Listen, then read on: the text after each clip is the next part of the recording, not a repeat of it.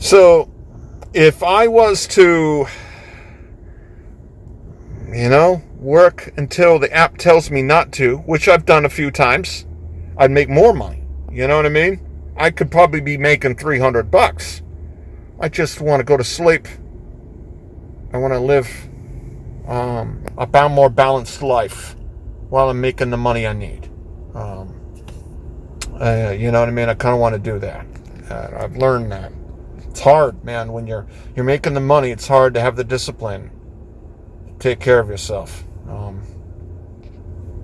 So tax-wise, it's really good. You have every right to think what you want to think. But it's really awesome to be an independent contractor. Don't buy into this.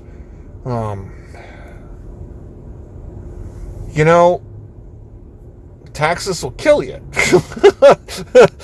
I mean, seriously. You're talking, if I was getting taxed as a W-2 right now, making $153 today, I'd be in another bracket, okay? I'd be in a higher bracket. So you're talking probably only being able to take probably $70 out of this. Maybe a little more. So, I can deduct my miles. I can deduct my meals. My rent. I can deduct the tolls. I can deduct, parking.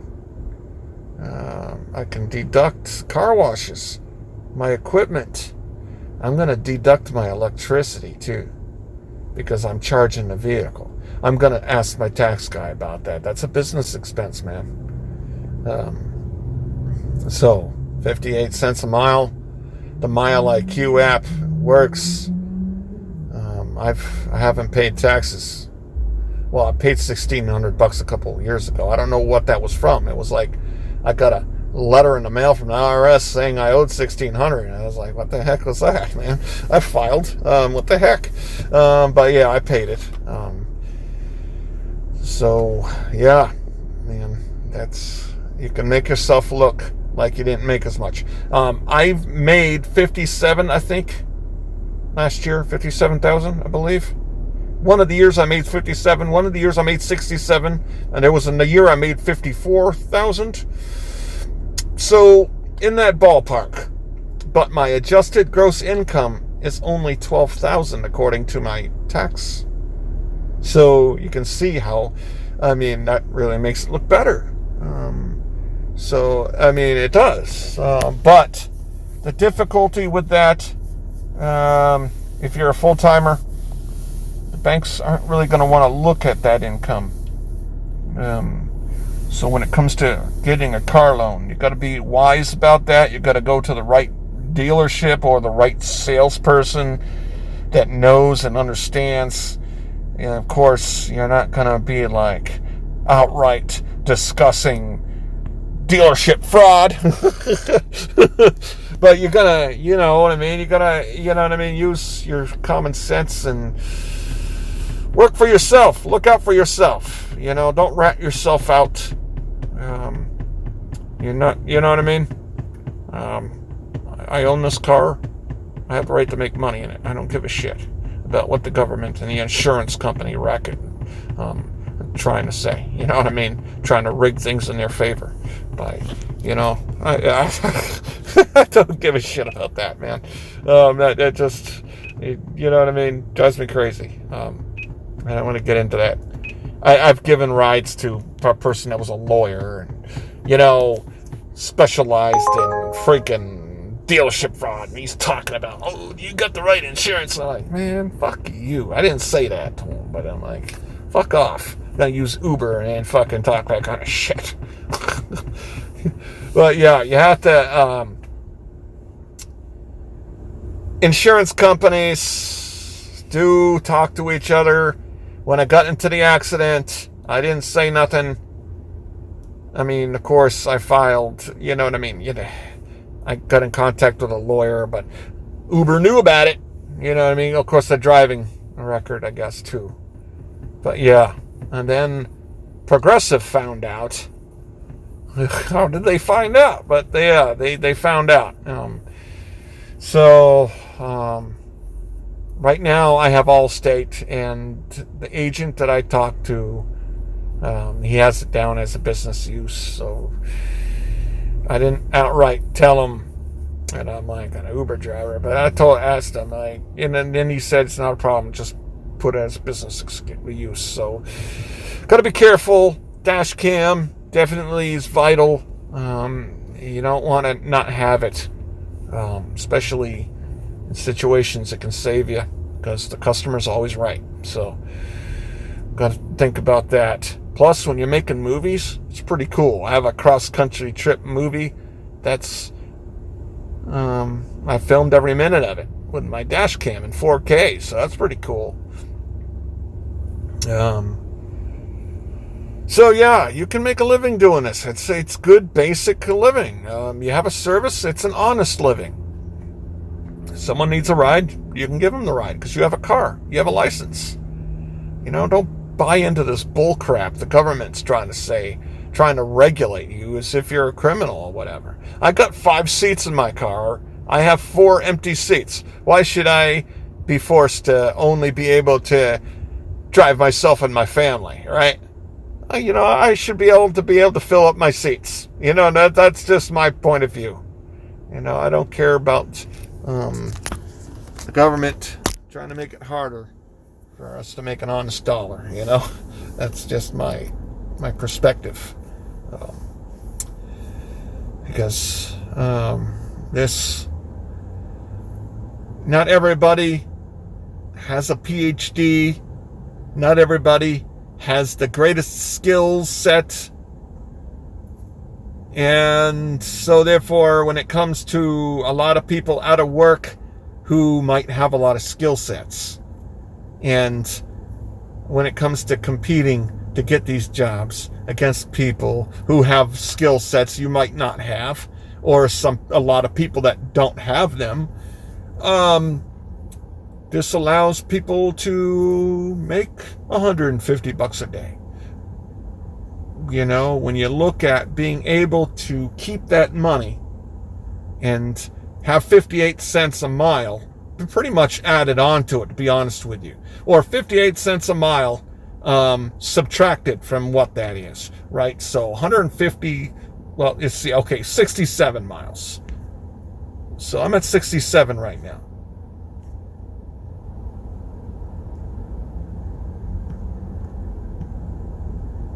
Times 58. So that's $38.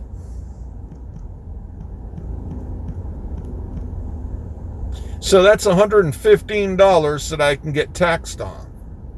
But then I can deduct other things. So I can whittle that down. And so pretty much that's better money than as a W-2.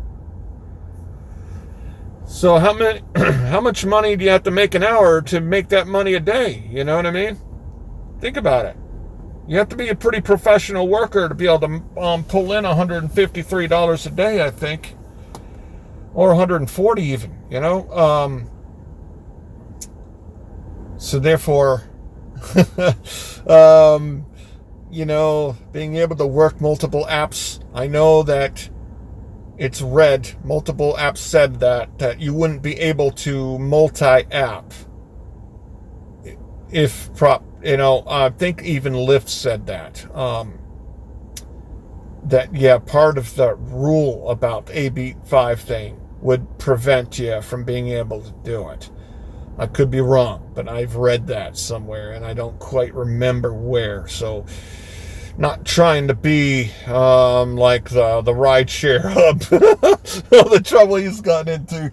I've seen the gigolos. It's unbelievable, dude. There's good attention, I guess, to get, and there's some bad stuff to get, I guess. I don't know, man. That's a side topic, I guess. Trying to get attention from YouTube, and there's negative ways to get it, and there's positive ways, I guess. I try to get it positively. I try. Not perfect. So I got sidetracked on that. But pretty much there. It's an honest way to make a living. It allows, I didn't have to get any of the unemployment, man. I took the loan, I consolidated my debt, and now I'm not paying the interest that I was paying, and now I'm able to save better. So I didn't have to take the unemployment, worry about that. I'm paying it back 30 years starting in July, but I'm going to be in a position to pay off my cars sooner.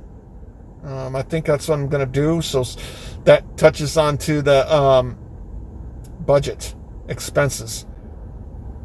Keep track of what you're spending. I know it's a pain in the ass or tedious to have to do it, but it'll pay off when you know how much money you need to make and then what it's costing you for the oil change. Keep on top of that stuff and the car will last. You do your oil changes regularly. Your car's going to last longer. Get good tires. Your tires will last. Then your car's going to last longer. Then you'll get the miles out of it. You'll get the money out of the car that you take care of, right? So that's what I do. I take care of the car. I use the proper oil every 5,000 miles with full synthetic. I use the OU some crap or other. I don't do it, but the dealership does. Mitsubishi doesn't use the 5W. It uses the O stuff for full synthetic.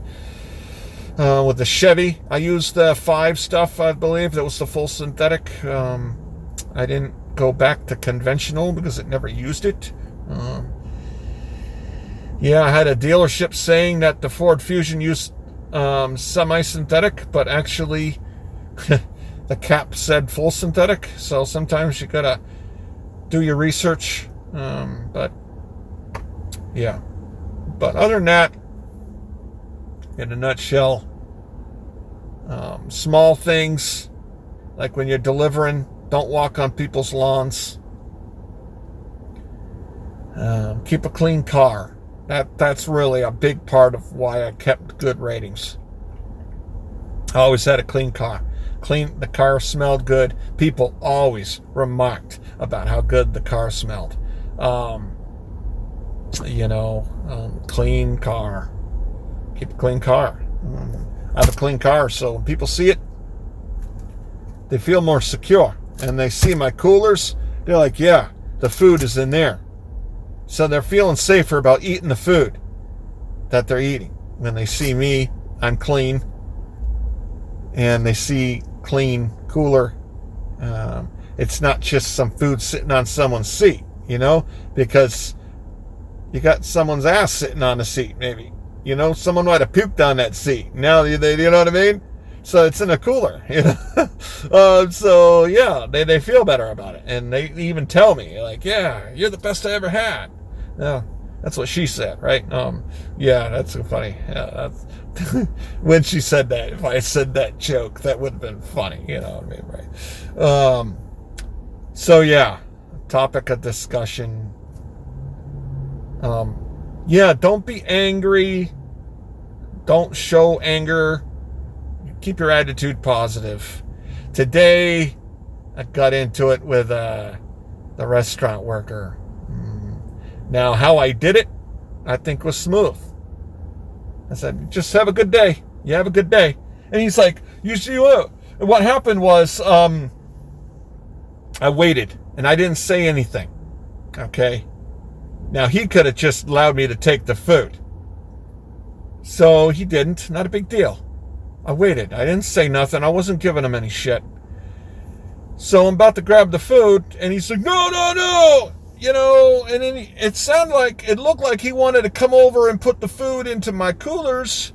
And I'm like, I said nothing. I just was like that, right? Literally, a nonverbal. And then all of a sudden, he's like, well, you got to say something.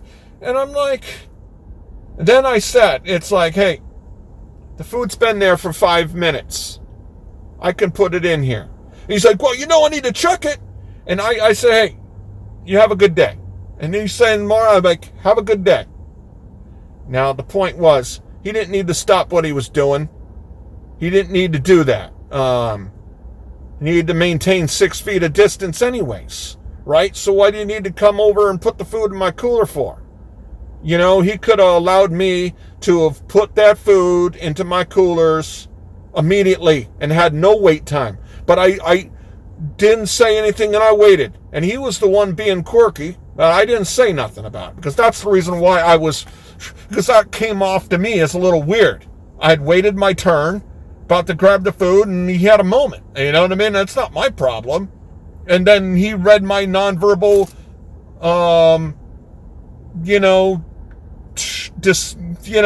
annoyance about that. You know, what the heck? I just say, have a good day. You know, the food didn't have to wait 5 minutes to get into its heat container. It's going to get cold. Have a good day. That's the closest I've gotten. I don't think he complained yet. But a situation like that, you have some dickhead that wants to give you shit because of that. It's his problem.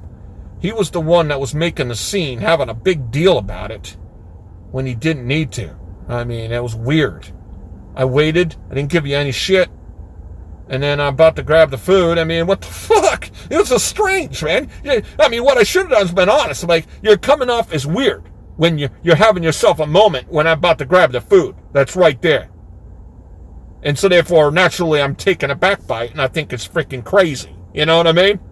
I mean, because the guy was acting like a stupid ass. What he should have done was on the phone. I didn't say nothing. I showed him the app. Then he should have just, while he was on the phone still, looked and then gave the thumbs up. Boom. I grabbed the food. I put it in the cooler and I walk out of there. You know what I mean? How hard is that, right? It's not that hard. That's what I would have done in his position. It's not like you had to open up the food. I mean, one clap. It doesn't take 2 claps to be able to think that far ahead and just look at the receipt while you're on the phone. You know what I mean? But I didn't even give him any shit about that. You know what I mean? It's just like when he was having himself a little moment there. I mean, it's kind of comedian. You know what I mean? He's a comedian. You know what I mean? He's giving me shit. I mean, it's fine. I just told him, have a good day as I walked out there. Have a good day. You know what I mean? Don't get into arguments and fights because, it can come back to, even if you're right, I was right. He read a nonverbal. You know what I mean? And he got butthurt over my nonverbal. You know what I'm saying? Go fuck yourself. I have a pet peeve about that kind of crap, when people see you nonverbally being annoyed, but you're not saying nothing, and they call you out like as if you did. I mean, you know what I mean? Stupid. You have yourself a little power trip moment there. I don't care. I don't have to deliver from your restaurant, and I probably won't. You know what I mean? I'm not putting up with your weird shit,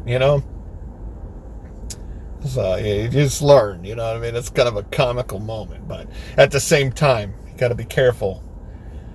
Be smooth, be thick-skinned, don't fight. Even though I think I handled that right, if I could redo it, I would have done it differently.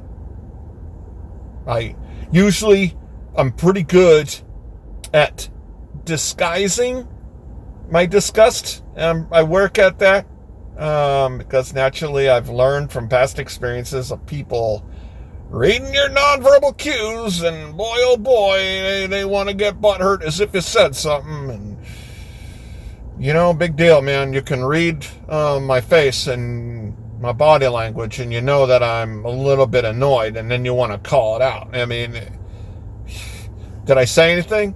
You know what I mean? You got those people, and when you experience that with those kind of people, you know what I mean? It teaches you.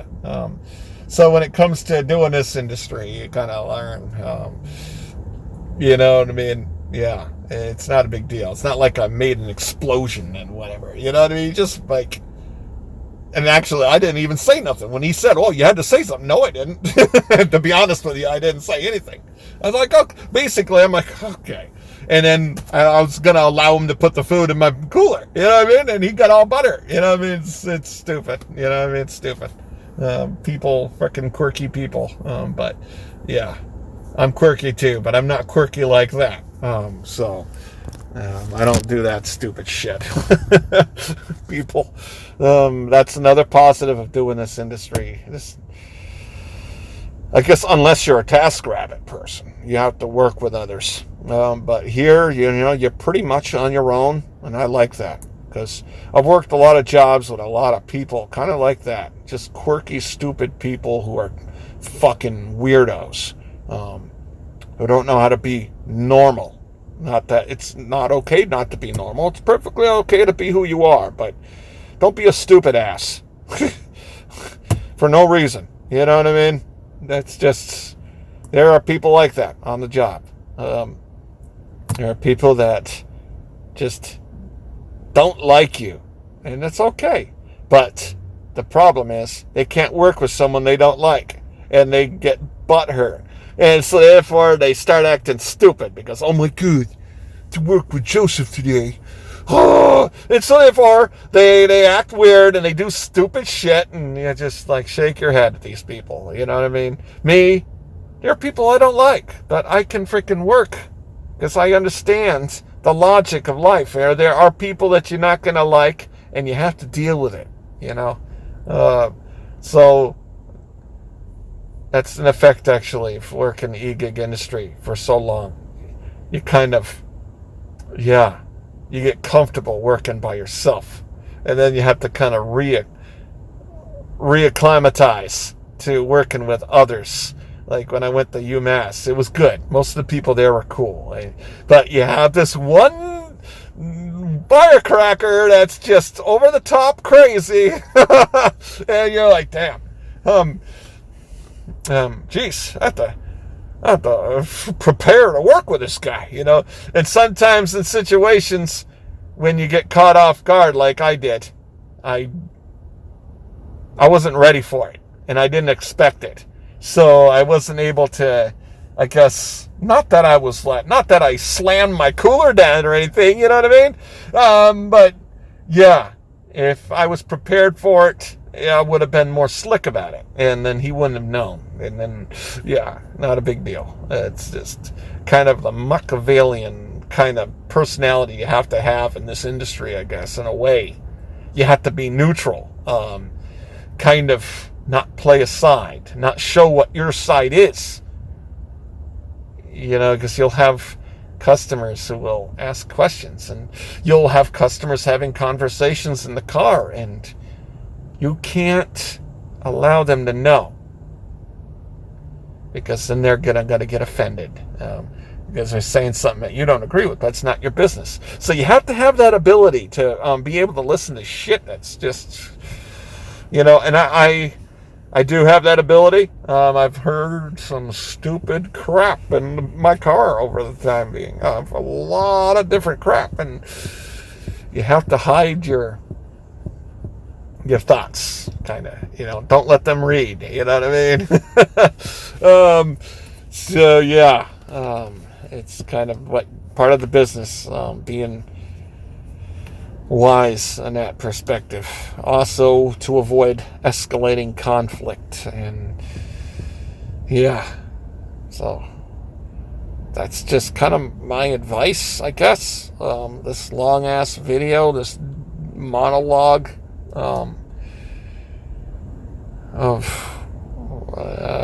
monovlog of how to succeed. Maybe not compact enough, but I'm definitely going to take this one. I will take this one. Yeah. Perfect ending. And I think that's right beside me. Right here. How about that? So, thank you guys for watching. I think that's, pretty much, keep track of your expenses, keep a clean car, have the proper equipment, be ready. Like that huge order. I was ready for it. And I did it, knocked it out, and I got more money. It's rewarding to work for yourself. It really is. You can succeed. It's focus on the positive. That's what I do. I adapt. I go forward.